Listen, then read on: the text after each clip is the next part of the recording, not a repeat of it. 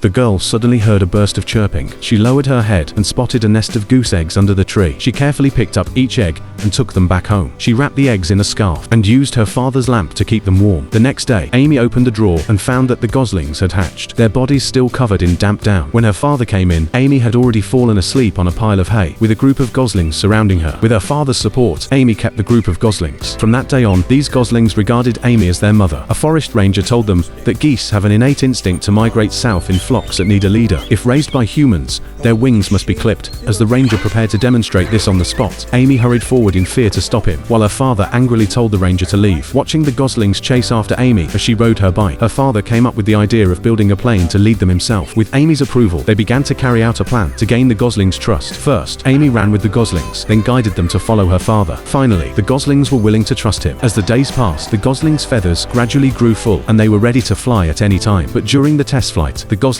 still only recognized Amy and refused to move. Even when Amy hid in the grass, the goslings would find her. Amy had to sneak out while her father was resting and fly the plane alone. The goslings followed her up into the sky. However, due to her lack of flying experience, she crashed into a fence not long after taking off. Fortunately, Amy was not injured after this accident. Her father decided to fly with Amy to buy a safer plane for her. He even sold his beloved model of a lunar module. Under her father's guidance, Amy mastered flying skills in just one day. The goslings locked in the cage saw her flying and flapped their wings to follow her. They led the flock of geese over the school and past the tall buildings in the city below them. An endless cornfield spread out like a canvas dart as the sun cast its last ray of light. Amy led the goose flock over the final small town. People looked up in amazement. Amy, with a determined gaze, led the flock over lakes and wetlands. Applause erupted from the crowd, and everyone called out her name. In the end, the goose flock landed on the water and played freely in the lake.